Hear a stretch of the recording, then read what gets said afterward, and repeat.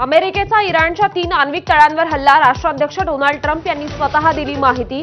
आता शांततेची वेळ, इराणनं युद्ध थांबवावं, ट्रम्प यांचं आवाहन। तुम्ही युद्ध सुरू केलं, आम्ही शेवट करू, इराणची अमेरिकेला सरकारी चॅनलद्वारे धमकी। तर इराणनं प्रत्युत्तराचा प्रयत्नही करू नये, अन्यथा आजपेक्षाही मोठा हल्ला करू, ट्रम्प यांचं प्रत्युत्तर। इराणवर हल्ल्यांसाठी अमेरिकेकडून B-2 स्टील्थ बॉम्बरचा वापर, B-2ची 18,000 किलो शस्त्रास्त्र वाहून नेण्याची क्षमता, 61 मीटरपर्यंत जाऊन खोल मारा करण्याची ताकद। इराण मध्य आशियातील दहशतवाद्यांचा सर्वात मोठा पोशिंदा असल्याचा डोनाल्ड ट्रम्प यांचा आरोप, इराणला शांततेच्या मार्गावर जावंच लागेल असा इशारा। तर येमेनची इराणच्या बाजूने युद्धात उडी। पहलगाम हल्ल्याप्रकरणी दोघांना अटक, पाकमधून आलेल्या दहशतवाद्यांना दिला होता आश्रय, दोघेही लष्कर-ए-तोयबाशी संबंधित। 2.5 महिन्यांनंतर NIAला मोठं यश।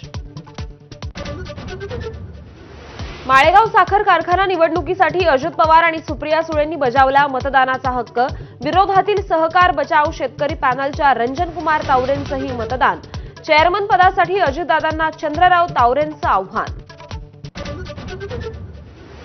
निधीची चणचण सांगणारे अजित पवार माळेगाव साखर कारखान्यासाठी 500 कोटी कुठून देणार, संजय राऊतांचा सवाल। साखर कारखान्यासाठी अजितदादा ठाण मांडून बसले असाही टोला। 40 आमदार सोडून गेलेले कळालं नाही त्या माणसाला जनतेच्या मनातलं काय कळणार, मनसेच्या संदीप देशपांडेंची उद्धव ठाकरेंवर टीका। नाव न घेता राऊतांचा चमचा असा उल्लेख, तर राऊतांचंही प्रत्युत्तर।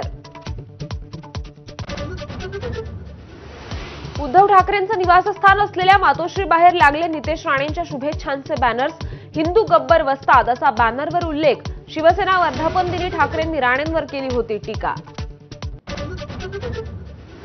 जूनमध्येच राज्यातल्या धरणांमध्ये 37% साठा, 138 प्रमुख धरणात गेल्या वर्षी होता फक्त 17% पाणी साठा। जूनमध्येच धरणात गेल्या वर्षीच्या तुलनेत दुप्पट पाणी। पुण्याचा पाहुणचार घेतल्यानंतर संत तुकाराम महाराज आणि ज्ञानेश्वर माऊलींची पालखी आज पंढरपूरकडे मार्गस्थ होणार। हडपसर मार्गे अवघड दिवे घाट ओलांडून सासवडमध्ये आगमन।